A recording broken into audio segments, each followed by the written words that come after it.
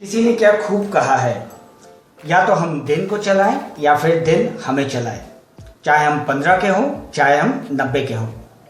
Hello friends, मेरा नाम विक्रम है और आप देख रहे हैं आपका अपना YouTube channel professional training with Vikram.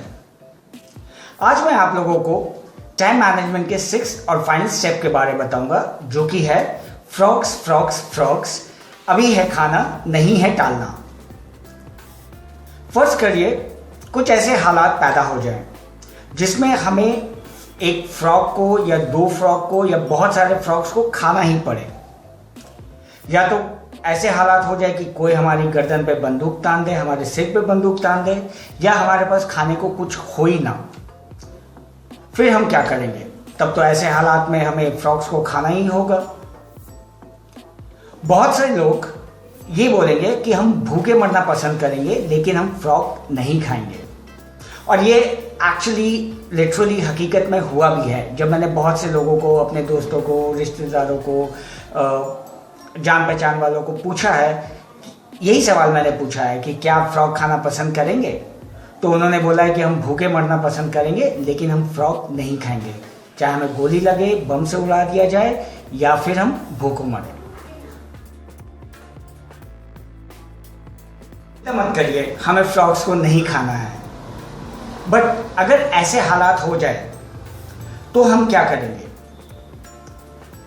हमारे पास 2 ही रास्ते हैं, या तो हम पल पल मरते रहें, पल पल इस परेशानी में मरते रहें कि हमें फ्रॉक को खाना है, या हम फ्रॉक को एक ही बार खा के या फ्रॉक्स को एक ही बार खा के काम तमाम करें।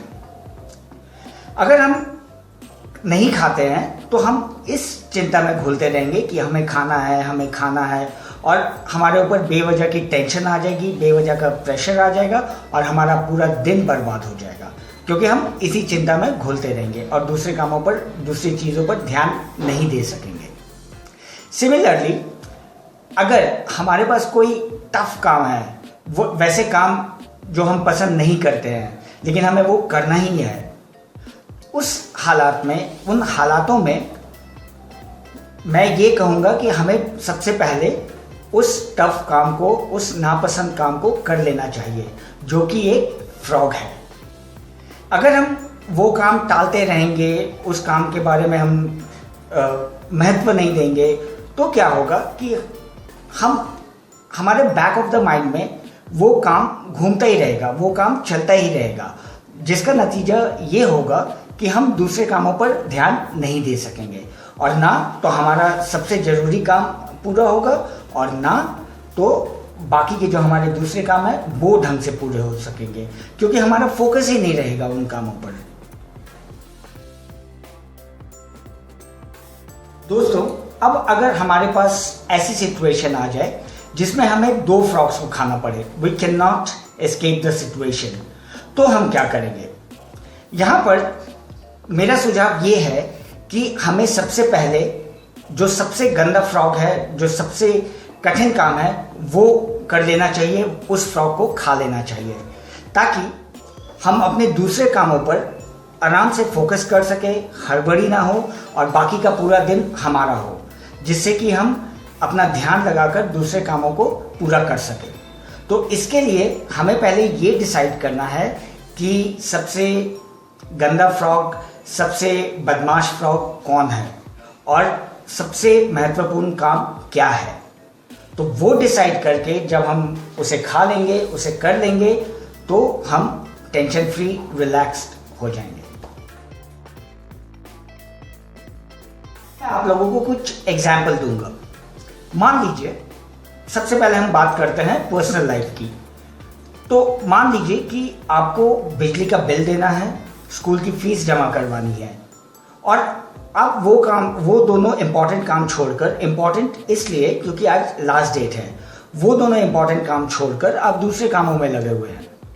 तो इसका नतीजा ये होगा कि ना तो आपने स्कूल की फीस जमा करवाई, ना आपने बिजली का बिल दिया, और ना आप अपना पूरा फोकस उन दूसरे कामों पर लगा सक रहे हो, क्योंकि हमारे बैक ऑफ द माइंड यही चलता रहेगा कि यार मैं ये काम जल्दी से ख़त्म करूं, इन कामों को जल्दी से ख़त्म करूं तो मैं बिजली का बिल दे दूंगा, मैं स्कूल की फीस जमा करा दूंगा।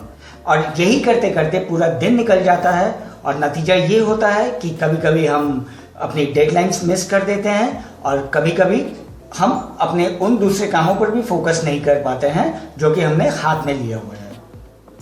अब हम बात करते हैं प्रोफेशनल लाइफ की।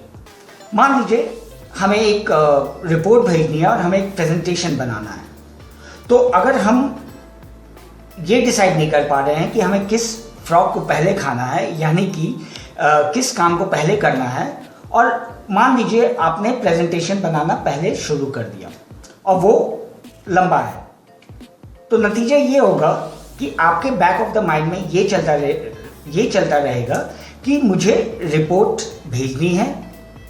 तो ना तो आप प्रेजेंटेशन पे ध्यान दे पाओगे, ना आपने रिपोर्ट भेजी, तो इसका नतीजा ये होगा कि ना हमारा प्रेजेंटेशन अच्छा बनेगा, ना हमने टाइम पे रिपोर्ट भेजी।